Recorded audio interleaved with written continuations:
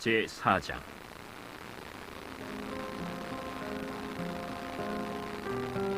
사울의 아들 이스보셋은 아브넬이 헤브론에서 죽었다 함을 듣고 손에 맥이 풀렸고 온 이스라엘이 놀라니라. 사울의 아들 이스보셋에게 군 지휘관 두 사람이 있으니 한 사람의 이름은 바나요, 한 사람의 이름은 레갑이라. 베냐민 족속 브에롯 사람 림몬의 아들들이더라. 브에롯도 베냐민 지파에 속하였으니 일찍이 브에롯 사람들이 깃다임으로 도망하여 오늘까지 거기에 우거함이더라. 사울의 아들 요나단에게 다리 저는 아들 하나가 있었으니 이름은 무비보셋이라. 전에 사울과 요나단이 죽은 소식이 이스라엘에서 올 때에 그의 나이가 5살이었는데 그 유모가 안고 도망할 때 급히 도망하다가 아이가 떨어져 절개되었더라. 브에롯 사람 림몬의 아들 레갑과 바나가 길을 떠나 볕이 쬐을 때쯤에 이스보셋의 집에 이르니 마침 그가 침상에서 낮잠을 잤는지라. 레갑과 그의 형제 바나가 밀을 가지러 온 채하고 집 가운데로 들어가서 그의 배를 찌르고 도망하였더라. 그들이 집에 들어가니 이스보셋이 침실에서 침상 위에 누워있는지라. 그를 쳐 죽이고 목을 베어 그의 머리를 가지고 밤새도록 아라바 길로 가 헤브론에 이르러 다윗 왕에게 이스보셋의 머리를 들이며 아뢰되, 왕의 생명을 헤아려 하던 원수 사울의 아들 이스보셋의 머리가 여기 있나이다. 여호와께서 오늘 우리 주 대신 왕의 원수를 사울과 그의 자손에게 갚으셨나이다. 다윗이 브에롯 사람 림몬의 아들 레갑과 그의 형제 바나에게 대답하여 그들에게 이르되, 내 생명을 여러 환난 가운데서 건지신 여호와께서 살아계심을 두고 맹세하노니 전에 사람이 내게 알리기를 보라, 사울이 죽었다 하며 그가 좋은 소식을 전하는 줄로 생각하였어도 내가 그를 잡아 시글락에서 죽여서 그것을 그 소식을 전한 가품으로 삼았거든. 하물며 악인이 의인을 그의 집 침상 위에서 죽인 것이겠느냐. 그런즉 내가 악인의 피 흘린 죄를 너희에게 갚아서 너희를 이 땅에서 없이 하지 아니하겠느냐 하고 청년들에게 명령하매 곧 그들을 죽이고 수족을 베어 헤브론 못가에 매달고 이스보셋의 머리를 가져다가 헤브론에서 아브넬의 무덤에 매장하였더라. 네, 사도신경으로 우리의 신앙을 고백합니다. 나는 전능하신 아버지 하나님 천지의 창조주를 믿습니다. 나는 그의 유일하신 아들 우리 주 예수 그리스도를 믿습니다. 그는 성령으로 잉태되어 동정녀 마리아에게서 나시고 본디오 빌라도에게 고난을 받아 십자가에 못 박혀 죽으시고 장사된 지 사흘 만에 죽은 자 가운데서 다시 살아나셨으며 하늘에 오르시어 전능하신 아버지 하나님 우편에 앉아 계시다가 거기로부터 살아있는 자와 죽은 자를 심판하러 오십니다. 나는 성령을 믿으며 거룩한 공교회와 성도의 교제와 죄를 용서받는 것과 몸의 부활과 영생을 믿습니다. 아멘. 찬송가 210장입니다.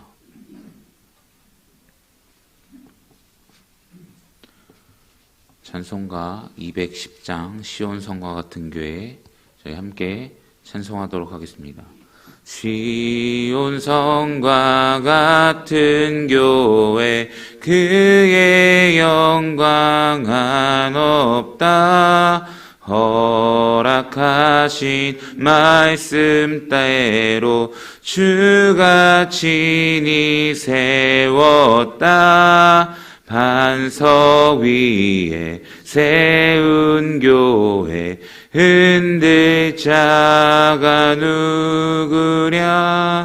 모든 원수 애워싸도 아무 근심 없도다. 생명샘이 솟아나와 모든 성도 마시니 언제든지 흘러넘쳐 부족함이 없도다. 이런 물이 흘러가니 목마를 자 누구랴. 주의 의에 풍족하여 넘치고도 넘친다. 주의 은혜 내가 받아 시온 백성 되는 때 세상 사람 비방해도 주를 찬송하리라. 세상 헛된 모든 영광 아침 안개 같으나 주의 자녀 받을 복을 영원 무궁하도다. 아멘. 오늘 우리에게 주시는 하나님의 말씀은 로마서 14장 13절 말씀입니다. 로마서 14장 13절 말씀 다 함께 한 목소리로 봉독하겠습니다. 그런즉 우리가 다시는 서로 비판하지 말고 도리어 부딪힐 것이나 거칠 것을 형제 앞에 두지 아니하도록 주의하라. 아멘. 예물 봉헌하겠습니다. 감사헌금 양효영 원사님, 1,000번째 예물 황희돈 집사님, 무명으로 2분 드렸습니다. 1,000번째 예물 김유신, 오선경, 김준성, 김준우, 유준경, 유용선, 김혜자, 유예림, 장진용, 김정옥, 장규식, 장진혁, 김봉재, 박연희, 김서유 성도 드렸습니다. 함께 기도하겠습니다. 하나님 감사합니다. 우리가 거룩한 주일 보내고 또한 단밤 보내게 하시고 이 새벽을 깨워 하나님 앞에 나올 수 있게 하신 하나님의 은혜에 감사드립니다. 하나님 또한 이 예배 자리 가운데 나올 때에 우리가 믿음으로 예물을 구별하여 축복의 예물을 심으며 하나님 앞에 나아갑니다. 이 예물 가운데 믿음으로 드리며 간절한 소원과 기도 제목을 아뢰며 드리오니 주여 하나님 우리의 모든 간구와 기도 가운데 역사하여 주시옵소서. 우리의 삶의 모든 문제와 모든 어려움 가운데 하나님 동행하시고 일하시는 역사로 함께하여 주시옵소서. 그래서 우리가 믿음으로 드린 이 예물들이 그리고 믿음으로 구한 그 기도들이 하나님의 은혜 안에 하나님의 섭리 안에 하나님의 계획 안에 하나님 응답받고 하나님의 은혜 일하심을 발견하게 되는 우리의 믿음에 될 수 있도록 붙잡아 주시옵소서. 또한 우리가 이 땅, 이 나라와 이 민족을 위해 기도하오니 주여 이 나라와 이 민족 속히 분열하는 이 모습이 아니라 화합되는 모습으로 나아갈 수 있도록 주님 붙잡아 주시고 그로 인해 이 대한민국 땅이 안전함으로 또 평화로 살아갈 수 있도록 주님 붙잡아 주시고 더 나아가 인천광역시와 또한 성결교회와 우리 신성교회를 축복하시어 더욱더 하나 되는 공동체 될 수 있도록 주님 축복하여 주시옵소서. 또한 한 주를 시작하는 월요일입니다. 하나님 세상으로 나아갈 때에 말씀으로 무장하게 하시고 믿음으로 무장하게 하셔서 세상 풍파에 흔들리지 않고 믿음으로 살아갈 수 있는 우리 모든 성도들 될 수 있도록 주님 축복하여 주시옵소서. 오늘도 부족한 종 말씀 전합니다. 하나님 그것 가운데 역사하시고 일하여 주시옵소서. 이 모든 말씀 살아계신 예수님의 이름으로 기도드립니다. 아멘. 오늘도 새벽을 깨어 나오신 모든 성도님들을 주님의 이름으로 환영하고 축복합니다. 오늘은 자유포기라는 제목을 가지고 함께 하나님의 말씀을 나누도록 하겠습니다. 저희가 오늘 로마서 14장 13절 말씀 봉독했는데요. 이 13절 말씀은 상반절과 하반절로 구분해서 이야기해야 합니다. 바울이 14장 말씀에 들어서면서 이야기했던 것이 무엇이었냐면 비판하지 말라는 것이었습니다. 믿음이 강한 자, 그래서 음식을 자유롭게 먹는 사람이나 믿음이 약한 자, 음식에 대해서 거리낌이 있는 사람이나 서로 비판하지 말고 약자의 의견을 받아주라고 이야기했었습니다. 쉽게 말해서 그 연약한 자의 그 믿음을 받아주고 서로 비판하지 말라고 이야기했던 것입니다. 그리고 이 13절 상반절을 통해서 14장 1절부터 했던 그 이야기의 모든 내용을 정리하는 것을 확인해 볼 수 있다는 것이죠. 그 13절 앞부분에 뭐라고 기록되어 있습니까? 그런즉 우리가 다시는 서로 비판하지 말고 라고 이야기하고 있습니다. 그러면 우리는 이제까지 바울이 어떤 것을 통해 비판하지 말라고 이야기했는지 다시 한번 상기해 볼 필요가 있다는 것이죠. 그래서 바울이 비판하지 말라는 그 근거를 좀 3가지로 좀 정리해 볼 수 있을 것 같습니다. 첫 번째는 무엇이냐면 하나님은 강한 자와 약한 자 모두를 차별 없이 받으셨다는 것입니다. 그래서 음식을 먹든지 안 먹든지 그것과 상관없이 하나님은 모두를 받으시고 수용하시고 구원하셨다는 것을 우리는 생각해 볼 수 있습니다. 그러니 비판하지 말라라고 이야기를 했던 것이죠.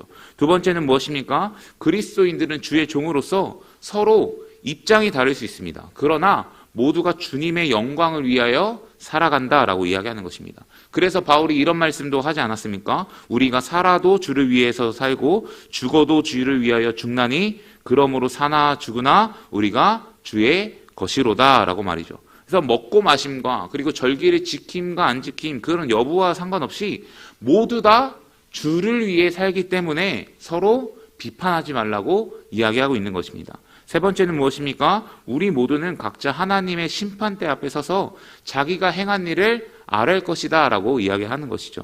여기서 말하는 것은 무엇이냐면 우리는 누구를 심판할 수 있는 존재가 아니라고 이야기하는 것입니다. 누구를 판단할 수 있는 그런 권한을 가지고 있는 사람이 아니라 우리 모두는요, 판단할 권리가 있는 것이 아닌 심판대 앞에 서는 자라는 것을 이야기하고 있는 것입니다. 여러분, 선악의 여부는 하나님이 정하실 일이지 우리가 판단할 수 있는 일이 결코 아니라는 것이죠. 그러니 우리가 하나님의 그 심판대 앞에 서는 날이 분명히 찾아오게 될 텐데, 그래서 우리의 행위를 직고할 날이 분명히 찾아오게 될 텐데, 그러니 우리는 서로 비판하지 말라라고 이야기를 했던 것입니다. 사랑하는 성도님들, 우리는 다시 한번 이 바울의 권면을 귀 기울 필요가 있다고 생각합니다. 교회 안에도 이 비본질에 관한 문제로 인해 비판하는 모습, 서로 다투는 모습이 나타날 때가 분명히 있다는 것이죠. 그러나 사도 바울은 교회 공동체에게 분명하게 권면하고 있습니다. 비판하지 말라라고 말이죠. 비판하지 말라. 그래서 우리는 그 명확한 이유를 기억해야 합니다. 하나님은요, 저도 수용하셨고요, 비판의 대상이었던, 나의 비판의 대상이었던 그 사람도 분명히 수용하시고 구원하셨다는 사실입니다.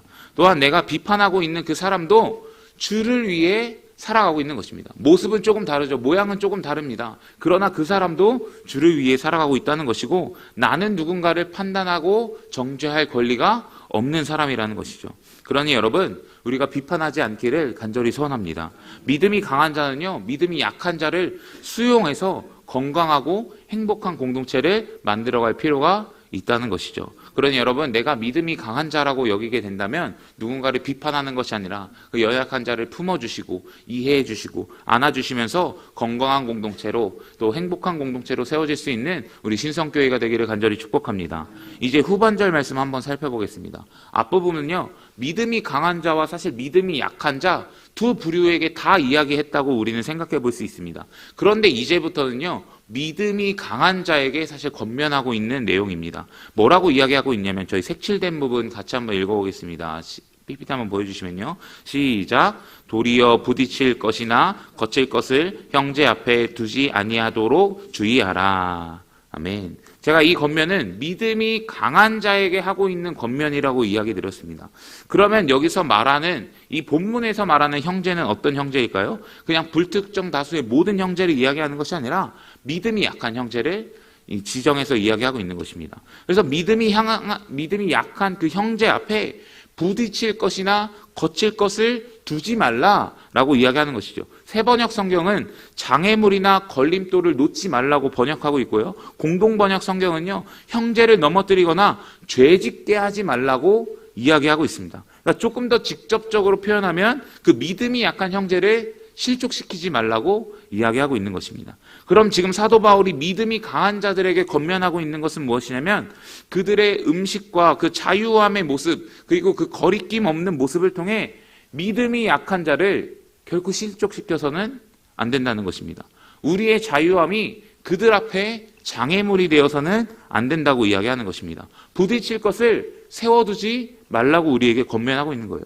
그 이유가 무엇입니까? 그 영혼을 위해, 그 연약한 자의 믿음을 위해, 궁극적으로는 그 영혼을 위한 것도 있지만 건강한 공동체, 행복한 공동체를 세워나가기 위해 우리의 자유함이 그들에게 걸림돌이 되어서는 안 된다고 이야기하는 것이죠. 여러분, 예수님도 좀 비슷한 말씀을 하셨습니다. 마태복음 18장 6절 말씀 보시면 이렇게 기록되고 있죠. 누구든지 나를 믿는 이 작은 자 중 하나를 실족하게 되면 차라리 연자맷돌이 그 목에 달려서 깊은 바다에 빠뜨려지는 것이 나으니라 라고 기록하고 있습니다. 여러분, 이 내용은 마태, 마가, 누가 세 개의 복음서에 동일하게 기록된 내용입니다. 작은 자, 오늘 본문 로마서로 이해하면 믿음이 약한 자를 이야기할 수 있죠.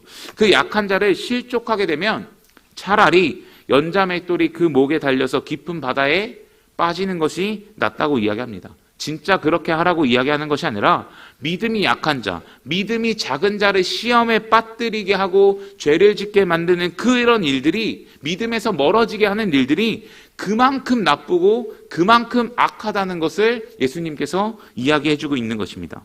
여러분, 그렇다면 믿음이 있는 자는요, 믿음이 약한 자를 위해 자신의 자유를 제한할 필요가 있다는 것입니다. 나는 음식을 마음껏 먹어도 된다고 생각하는 사람이지만 믿음이 약한 형제가 있을 때는 나의 자유를 포기하고 내려놓는 것입니다.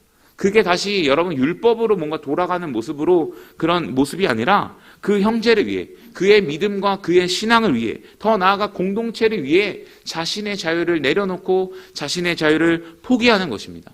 고린도전서 10장에서 바울이 이런 말을 합니다. 저희 2절의 말씀 같이 한번 읽어볼까요? 시작. 모든 것이 가하나 모든 것이 유익한 것은 아니요, 모든 것이 가하나 모든 것이 덕을 세우는 것은 아니니 누구든지 자기의 유익을 구하지 말고 남의 유익을 구하라. 아멘.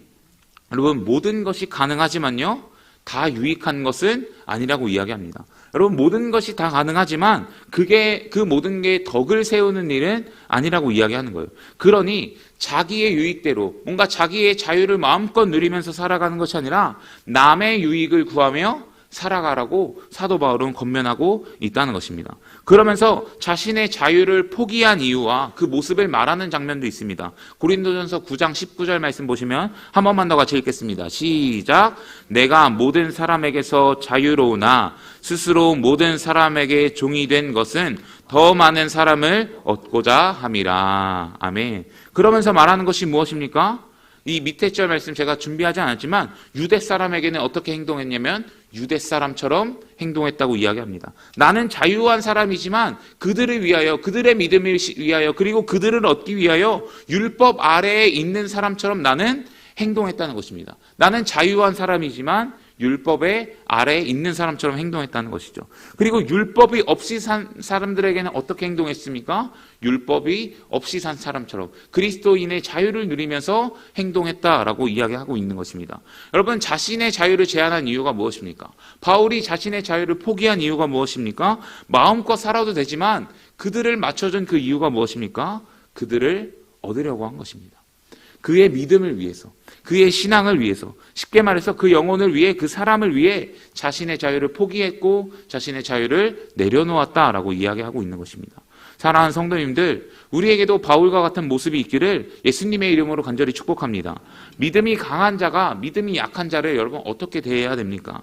자신의 자유를 막 드러내는 것이 아니라 이거 해도 돼, 이거 먹어도 돼, 막 자유롭게 막 이야기하는 것이 아니라 믿음이 약한 자가 여러분 시험 들지 않도록, 그들이 실족하지 않도록, 더 나아가 그들의 영혼이 자라나고 그들의 믿음이 성장하고 궁극적으로는 온전한 공동체를 세우기 위하여서 자신의 자유를 내려놓을 필요가 있다고 이야기하는 것입니다. 형제 앞에 결코 장애물을 놓아서는 안 된다라고 이야기하는 것이죠. 여러분, 교회 지체 안에는 분명히 믿음이 강한 자가 있고요, 그 안에서 자유함을 누리는 사람이 분명히 있지만요, 여전히 믿음이 어린아이고요, 믿음이 약해서 어떠한 자유의 모습들, 그리고 자신의 자라온 환경과 뭔가 이 문화와 다른 모습들을 볼 때 넘어지는 자들이 분명히 존재합니다. 그래서 나의 행동을 통해 누군가는 시험 들 수 있다라고 이야기하는 것이죠. 사실 그게 죄 짓는 것이 아니면 다 가능한 사실 행동입니다. 결코 문제가 되지 않는 행동입니다. 그러나 모든 것이 가하다고 해서 다 유익한 것은 아니라고 하는 것이죠. 모든 것이 가하나 다 덕을 세우는 것은 아니라는 것을 우리는 기억해야 됩니다. 그러니 우리의 행동에는, 믿음이 강한 자의 행동에는 책임감이 따릅니다. 무게감이 따릅니다. 그래서 믿음의 삶이 결코 쉽지 않다는 것이죠. 여러분, 오늘 본문 마지막에 이 주의하라라는 표현이 있는데요, 결심하라 이런 의미입니다. 다짐하라 이런 의미죠. 한 영혼을 위해 예수님이 자기 자신을 포기하셨던 것처럼, 그리고 한 영혼을 위해 사도 바울이 자신의 자유를 포기한 것처럼 우리도 이제는 믿음으로 살아가면서 자유를 내려놓기를 포기하라는 것입니다. 결단하라는 것입니다. 그 결단으로 말미암아 이제는 자신의 자유를 포기하며 한 영혼을 품으라고 이야기하는 것이죠. 그래서 여러분, 한 영혼을 품을 수 있는 저와 여러분들이 되기를 간절히 부탁드립니다. 그래서 사도 바울이 권면한 것처럼 우리가 서로 비판하지 말고, 또한 믿음이 약한 자를 실족하지 않으며 건강한 공동체로 여러분 우리 공동체가 나아갈 수 있기를 예수님의 이름으로 간절히 부탁드립니다. 저희 기도 제목 읽고 함께 기도하도록 하겠습니다. 같이 읽습니다. 날마다 새 믿음으로 살게 하소서. 한 영혼을 전도하게 하소서. 환우들에게 치유를 더하소서. 그리고 들으신 말씀 기억하시고 또한 교회와 담임 목사님을 위해 중보해 주시면서 그리고 가지고 나오신 기도 제목 가지고 기도하시다가 자유롭게 돌아가도록 하겠습니다. 우리 주여 세 번 외치시고 함께 통성으로 기도합니다. 주여, 주여, 주여. 하나님, 우리의 인생 속에서 하나님의 은혜를 아버지 구하며 나아갑니다. 하나님, 바울이 우리 교회 공동체에게 권면하고 있습니다. 비판하지 말라. 우리에게 비판하지 말라고 권면합니다. 또한 믿음이 강한 자